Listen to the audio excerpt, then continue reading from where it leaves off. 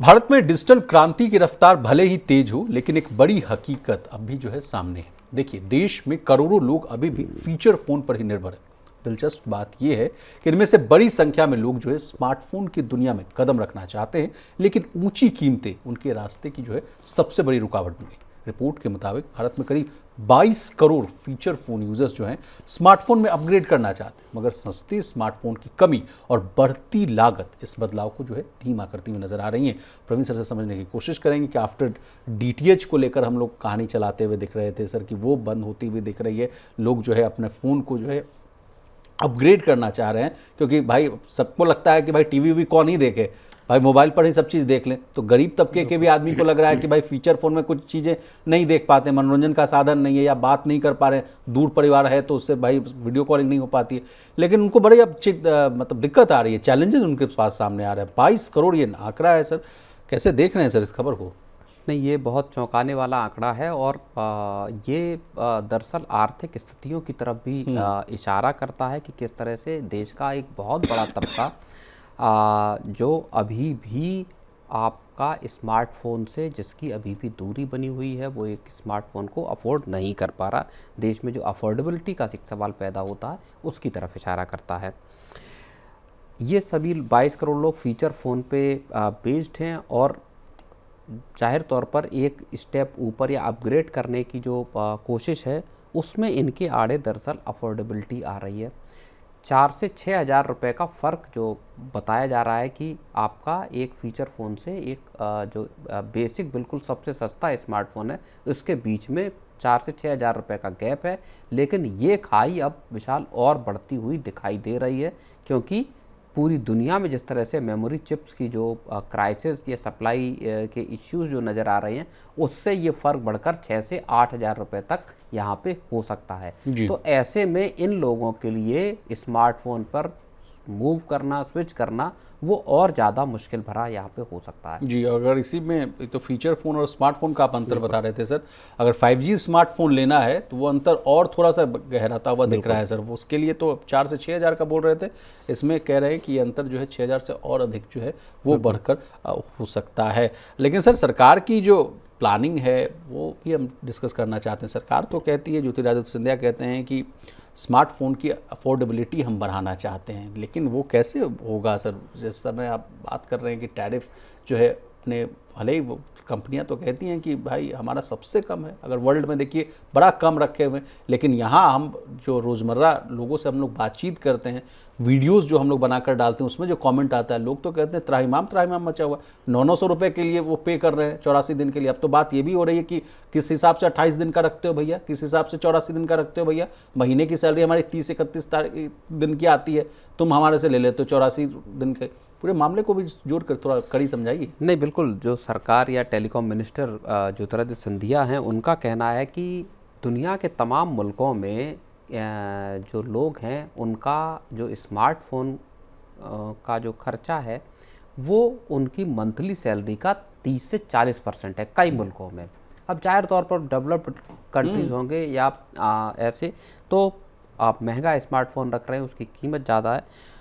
लेकिन इसका जो बेंचमार्क है विशाल, वो है 5%। आपका स्मार्टफोन आपकी जो मंथली इनकम है, उसका 5% से ज़्यादा का नहीं हो। इस तरह की अफोर्डेबिलिटी की जब बात आती है, तो वो ये बेंचमार्क कहा जाता है कि आपका 5% से ज़्यादा महंगा फ़ोन नहीं होना चाहिए, जितना आप हर महीने पैसा लेते हैं सैलरी के जरिए। तो मान लीजिए सर, माफ़ी चाहूँगा आपको रोकना, मान लीजिए 1 लाख रुपए किसी की सैलरी है, तो मतलब वो 5 हज़ार का फ़ोन रखे? बिल्कुल, बेंचमार्क इस हिसाब का है। अच्छा, लेकिन अब उसमें हालात तो यहाँ दूसरे हैं सर। मैं आपको इसको जोड़ रहा हूँ एनबीएफसी से, जो लोन वाले आंकड़े और तमाम जितनी जो कहानियाँ हम लोग करते रहते हैं, लोगों की यहाँ सैलरी, जंजीज की बात कर लीजिए ना, 20,000, 25,000, 30,000 लोग कमा रहे हैं और 3-3 कैमरे वाले एप्पल का फ़ोन लेकर चल रहे हैं। पता चलता है कि सब कुछ ईएमआई पर है।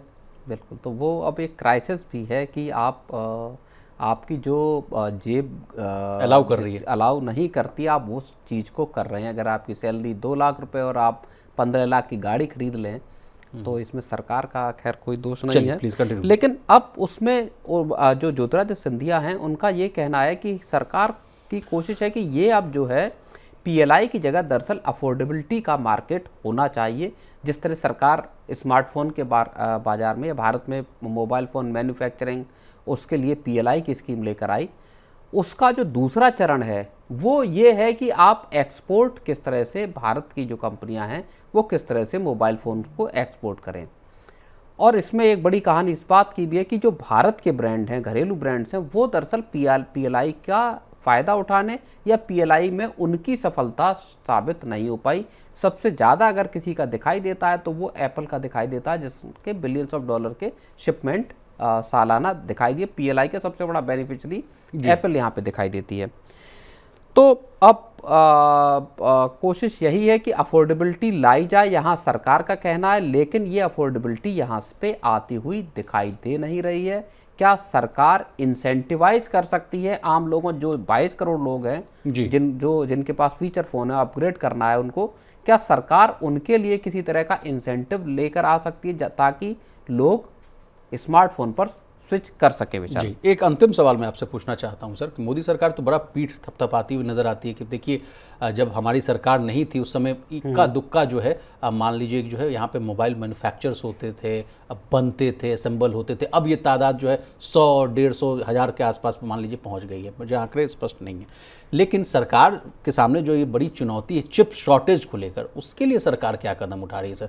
कब तक हम लोग जो है Chinese rare earth, magnet, metals और इन सब तमाम चीज़ों के लिए, सेमीकंडक्टर्स को भी मैं जोड़ना चाहूँगा, उसके लिए कब तक हम लोग जो है बाहरी ताकतों पर जो है निर्भर रहेंगे? नहीं, देखिए अब उसमें भारत सेमीकंडक्टर में तमाम कंपनियां जो है भारत में अपने प्लांट लगा रही हैं, अपनी मैन्युफैक्चरिंग कैपेसिटीज़ खड़ी कर रही। विदेशी कंपनियां भी हैं, घरेलू कंपनियों के JVs भी हैं, टाटा है, तमाम कंपनियां हैं वो लगा रही हैं। लेकिन सप्लाई चेन यहाँ पे दुरुस्त करने में लगेगा वक्त, या भारत में मैन्युफैक्चरिंग कैपेसिटी खड़ी करने में रातों रात होगी नहीं, उसमें कम से कम 1.5-2 साल का मिनिमम टाइम लगेगा। उस मार्केट को डेवलप होने में भी बड़ा वक्त लगेगा विशाल। लेकिन एक बड़ी चीज़ जो है वो ये है कि जो अफोर्डेबल फ़ोन्स का मार्केट है, अगर हम इस कहानी को स्मार्टफोन और फीचर फ़ोन तक सीमित रखें, अफोर्डेबिलिटी वाला जो मार्केट है, जो 5 से 6 हज़ार रुपये वाला मार्केट है, इंडस्ट्री के जो जानकार हैं वो ये कहते हैं कि ये धीरे धीरे श्रिंक या छोटा होता जा रहा है।